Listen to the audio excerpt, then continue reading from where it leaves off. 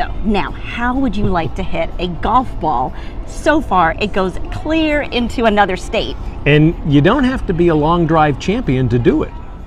This is a hidden gem of a golf course. Farmstead is off the path from Myrtle Beach, but it has few houses and buildings, just golf course.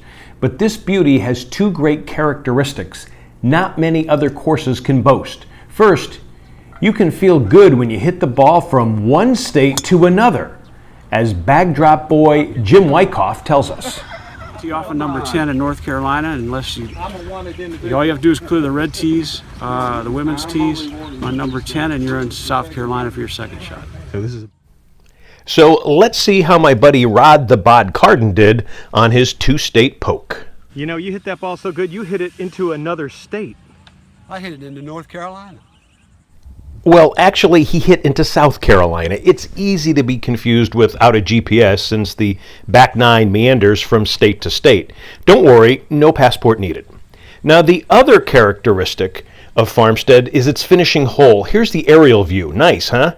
But it is very unique. Let's look at the scorecard. Notice the par under number 18. That is not a misprint. It's a rare par 6. That's right, a par 6. Here's the view from the back of the green, about 800 yards from the tee boxes. The tips measure 767 yards. I go from the whites at 679 yards. So how do you play a par 6? Bag boy extraordinaire Jimmy W. from Youngstown has the guidance for me. And you're looking at getting in position. Your tee shot, you're going to aim to the right side of the clubhouse. And I follow his directions with a drive about 250 yards sitting in the left center. Okay, Jimmy boy, what is next? All right. So once you get to your tee shot, pull up. You look for the sand traps on your right because the whole fairway slopes to the water to the left. Get your second shot toward those sand traps on the right. And there are those sand traps, and I stripe a 5-wood about 220 yards right at them. Right, puts you at about 150, 160. Then you're faced with a shot over sand traps in the front, water around the back, but that's your best position to get on in 3. Some people... I'm actually still about 220 yards out for my third shot, so it's time for another 5-wood, and Jimmy calls it. Some people lay up to the right as a safety measure on their third shot, and then you got a chip and a putt for your par. So is it? Yep, I bail out a bit to the right. What water on the left? But I am pin high on my third shot. I hit my chip a bit too far, past about 15 feet, but I nail the birdie for a birdie 5. Pretty cool until Youngstown Jimmy tells me what a PGA pro did. 3 years ago, hit from the tips and you went on in 2. Wow.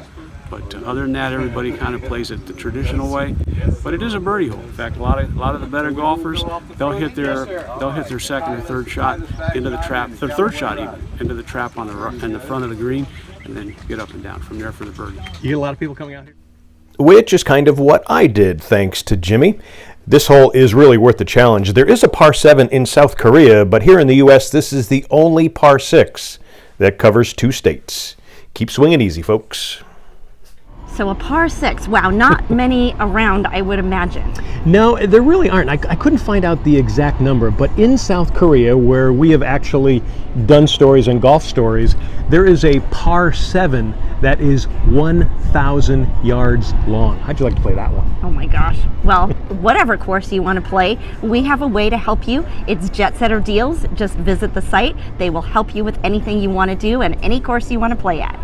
And especially if you want to come to a place like the Cayman Islands, which we are here, and if you get a chance, come to the Cayman Islands. It's a great spot. Phenomenal. More on that later. Cheers. Cheers.